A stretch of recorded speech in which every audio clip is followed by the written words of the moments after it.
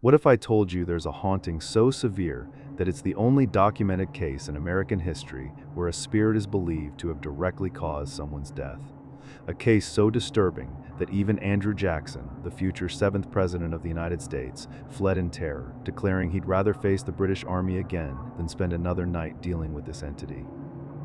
Welcome to the story of the Bell Witch, the most violent, the most verified, and arguably the most terrifying haunting in American history. The year is 1817. The place, Robertson County, Tennessee, along the Red River. This is frontier America, a time when the wilderness still held mysteries, when communities were tight-knit, and when a man's reputation meant everything. John Bell was a prosperous farmer, a respected member of the Red River Baptist Church, and by all accounts, a pillar of his community. He lived with his wife Lucy and their 9 children on a sprawling 328-acre farm. Life was good, life was predictable, but something was about to shatter that peace in ways that no one could have imagined. It started innocently enough. John Bell was inspecting his cornfield one late summer afternoon in 1807 when he spotted something unusual between the rows, an animal of some kind, but not like any animal he'd ever seen. It had the body of a dog, but its head was wrong. Rabbit-like, but distorted. Its eyes reflected the afternoon sun with an unnatural gleam. John, being a practical man, raised his rifle and fired. The creature vanished instantly, not ran away, not fell dead, simply vanished as if it had never existed at all. He mentioned it to his family at dinner that evening, but thought little more of it. Perhaps it had been a trick of the light, perhaps exhaustion. But that night, everything changed. The Bell family was awakened by sounds outside their home, heavy, deliberate sounds, something beating against the wooden exterior walls of the house, scratching, gnawing. The sounds of something trying to get in. John grabbed his rifle and ventured outside with his sons. They found nothing, no tracks, no signs of any animal, nothing that could explain the sounds they'd all clearly heard. But here's where it gets truly unsettling. When they returned inside, the sounds moved with them. They were now coming from inside the house. Over the next several nights, the phenomenon escalated. The family heard sounds like rats gnawing on bedposts, chains being dragged across floors, stones being thrown against the walls. But every time they investigated, there was nothing there. No evidence, no explanation. John Bell, remember, was a respected man in his community. He had a reputation to protect. So he kept quiet about these disturbances, confiding only in his wife Lucy. They tried to rationalize it, old house settling, animals in the walls. Anything but the alternative. But the entity, whatever it was, wasn't going to let them ignore it. The invisible force began pulling blankets off the children while they slept. It would slap them, leaving visible marks on their faces. Young Betsy Bell, the 12-year-old daughter, seemed to attract the worst of the attacks. She would be slapped so hard that handprints appeared on her cheeks. Her hair would be pulled with such violence that she screamed in agony. Now, think about this for a moment. We're not talking about creaking floorboards or cold spots. We're talking about a force that left physical evidence on human bodies. Bruises, welts, marks that neighbors could see and verify. After months of torment, John Bell finally broke his silence. He confided in James Johnston, a close friend and investigator of unusual phenomena. Johnston was skeptical, as any reasonable person would be. So John invited him to spend the night. That night changed everything for Johnston. He experienced the phenomena firsthand, the pulling of his blankets, the slapping, the disembodied voices. But Johnston did something that John Bell hadn't thought to do. He spoke to it. "In the name of the Lord, who are you and what do you want?" Silence. Then, from nowhere and everywhere at once, a faint whisper, barely audible but undeniably there. The words weren't clear that first night, but the entity had been acknowledged, and it was about to find its voice. Here's where the Bell Witch case diverges from almost every other haunting in history. Most hauntings involve vague manifestations, shadows, sounds, feelings of unease, but the Bell Witch developed the ability to speak clearly and hold conversations, not just with one person in a trance-like state, but with multiple witnesses simultaneously. The voice started as whispers, then grew stronger.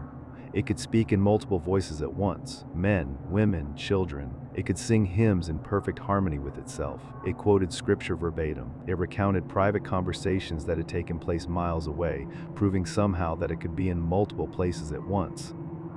James Johnston, being a man of reason and faith, attempted to determine the nature of this entity. He asked it theological questions. He tested its knowledge, and what he discovered was deeply troubling. The entity claimed to be multiple spirits at once. Sometimes it said it was the ghost of Kate Batts, a neighbor woman who'd had a business dispute with John Bell. Other times it claimed to be a Native American whose grave had been disturbed. Sometimes it said it was simply a spirit that had always existed and always would. But regardless of what it claimed to be, one thing became crystal clear: it had come for John Bell, and it intended to kill him. Now, word was spreading throughout Robertson County. The Bell farm had become infamous. But rather than avoiding the family, the community did something remarkable. They rallied around them. Neighbors came to witness the phenomena, church members came to pray, investigators came to document, and every single one of them experienced something they couldn't explain. Frank Miles, a respected member of the community, came as a skeptic. He'd heard the stories but assumed mass hysteria or fraud. He lasted one night before he became a believer. The entity knew things about him: secrets, private thoughts, conversations he'd had when alone. It mocked him, using his own words against him. But the entity seemed to have a particular fondness for Lucy Bell, John's wife. While it tormented John and Betsy mercilessly, it spoke gently to Lucy.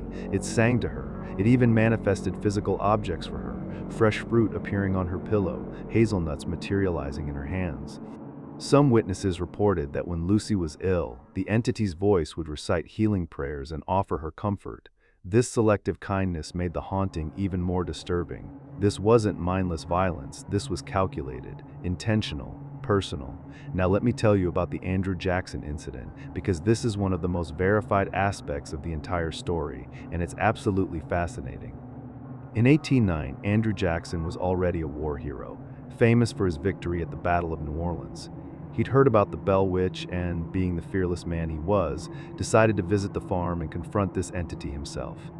Jackson arrived with a wagon full of men friends, investigators, and some who'd come simply for entertainment. They were a rowdy bunch, laughing and joking about ghost stories as they approached the Bell property. But as they got close to the farm, something impossible happened. The wagon stopped, just stopped dead in the middle of the road. The horses strained and pulled, the men pushed, but the wagon wouldn't budge an inch. The wheels weren't stuck in mud, there was no mechanical failure. The wagon simply would not move. Jackson himself examined everything. Nothing was wrong. Finally, in frustration, he shouted, "By the eternal, boys, it must be the witch." Immediately, a disembodied female voice rang out clearly. "All right, General, let the wagon move on. I will see you again tonight." The wagon immediately began rolling, as if nothing had ever been wrong. Jackson's men were no longer laughing. That night, true to its word, the entity appeared. It tormented Jackson's men mercilessly. One man, a self-proclaimed witch layer who'd brought silver bullets and claimed he could defeat any evil spirit, was slapped, kicked, and chased out of the house screaming. The entity mocked him in his own voice as he ran. Jackson, according to the accounts, left the next morning. He'd reportedly said he'd rather fight the British again than deal with the Bell Witch. While some historians debate the exact details of Jackson's visit, multiple sources confirm he did visit the Bell farm and left disturbed by what he experienced. But now we need to talk about Betsy Bell, because her story is perhaps the most heartbreaking aspect of this entire haunting. Betsy was 12 when the haunting began, a pretty, vivacious girl by all accounts, full of life and promise. It followed her everywhere. It would slap her in public, in front of dozens of witnesses. It would pull her hair so violently that she'd collapse. As Betsy grew older, she became engaged to a young man named Joshua Gardner. They were deeply in love, planning their future together, but the entity would not allow it. Whenever Joshua visited, the entity would torment them both. It would scream at Joshua to leave. It would threaten him. It told Betsy over and over in front of witnesses, "Please, Betsy Bell, don't marry Joshua Gardner." Now imagine being in Betsy's position. She's in love. She wants a normal life. But this entity, this force that had tormented her for years, that had proven it could hurt people, was demanding she break off the engagement. The psychological torture was immense. Finally, in 1821, Betsy broke off the engagement. Joshua, heartbroken, moved away. Betsy would later marry another man, but by all accounts, she never quite recovered from losing Joshua. The entity had taken her chance at happiness. But why? Why was it so obsessed with Betsy? Why did it care who she married? Some researchers believe the entity was actually protecting Betsy from something. Others think it wanted to possess her completely. And some have suggested something even darker, that the haunting itself was somehow connected to abuse within the household, with the poltergeist activity being a manifestation of Betsy's own trauma and suppressed rage. We'll never know the truth. But what we do know is that a young girl's life was fundamentally altered by forces beyond her control. Now, let's talk about John Bell's death, because this is where the story reaches its horrifying climax. Throughout the years of the haunting, the entity's attacks on John Bell grew progressively worse. He developed a strange twitching in his face. His tongue would swell, making it difficult to eat or speak. He had episodes where he felt like his shoes were filled with pins, making walking agonizing. Doctors could find no physical cause for these ailments. Modern researchers have speculated about everything from stress-induced illness to poisoning, but the symptoms were bizarre and inconsistent with any known disease. By December 1820, John Bell was confined to his bed. He was weak, unable to eat properly, slipping in and out of consciousness. The entity, far from showing mercy, seemed to rejoice. It would laugh and sing, celebrating his decline. On December 19, 1820, John Bell slipped into a coma. His son went to get his medicine and found that the bottle had been replaced. In its place was a dark vial containing a smoky, mysterious liquid that no one recognized. They showed it to the entity, asking what it was. The voice replied with unmistakable satisfaction, "I gave old Jack a big dose of that last night, which fixed him." To test this claim, they gave a drop of the liquid to a cat. The cat convulsed and died almost instantly. John Bell died that morning, December 20, 1820. He never regained consciousness. During his funeral, the entity sang crude songs, laughing and celebrating throughout the ceremony. It showed absolutely no remorse. It had achieved what it had promised. It had killed John Bell. Think about the implications of this. If we take the accounts at face value, this is murder. Not accident, not natural causes, but premeditated murder by a non-corporeal entity. It's the only documented case in American history where a spirit is officially blamed for someone's death.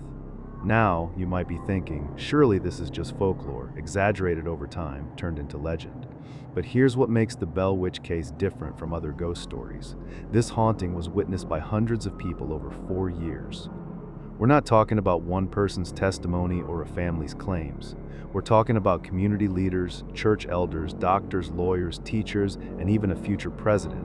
These were educated, skeptical people, and they all documented what they experienced. Richard Williams Bell, John's son, wrote a first-hand account years later that remains one of the most detailed documentations of supernatural phenomena in American history. His account is careful, measured, and consistent with other witnesses' testimonies. The haunting was so well known that it was documented in official records. Court documents, church records, personal diaries from multiple families, all corroborating the basic facts of the haunting. This wasn't a story that grew in the telling. This was something that happened in real time, witnessed by a community, and documented extensively. After John Bell's death, the entity's behavior changed. It spoke less frequently. Its attacks lessened. In 1821, it announced it was leaving, saying, "I will be gone for 7 years." The Bell family celebrated. Finally, peace.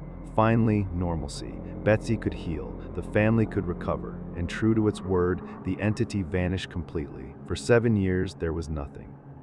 Silence. But in 1828, exactly 7 years later, it returned. This time, it manifested only to Lucy Bell and 2 of her sons. It spoke with them for several weeks, discussing theology, prophecy, and the nature of the afterlife.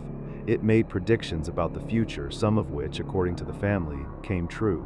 Then it announced it would return again in 7 years, in 1935. Lucy Bell died in 1837, and the entity was never heard from again in her lifetime. But the story doesn't end there. In 1935, exactly 107 years after its last appearance, strange phenomena were reported in Robertson County. Unexplained sounds, objects moving, sightings of mysterious figures. Nothing as severe as the original haunting, but enough to make people remember. And even today, people report unusual experiences on the Bell Farm property. Visitors report feeling watched, hearing whispers, and experiencing unexplained technical failures with their equipment. So what was the Bell Witch? What really happened to the Bell family?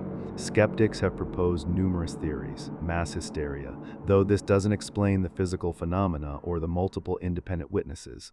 Fraud, though no mechanism for such an elaborate hoax has ever been identified. Natural explanations like settling foundations or animal infestations, though these don't account for the intelligent interactions and accurate information the entity possessed.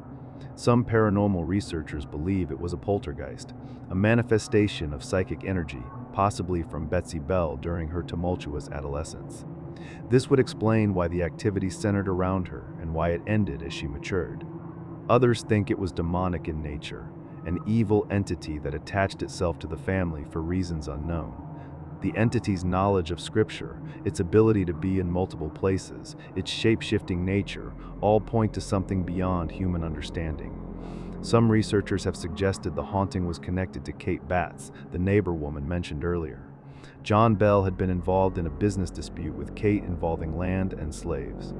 Kate reportedly felt cheated and was known to practice folk magic. Could her anger have manifested something terrible? Could she have cursed the Bell family? And then there's the darkest theory of all, that the haunting was a manifestation of family trauma, possibly abuse.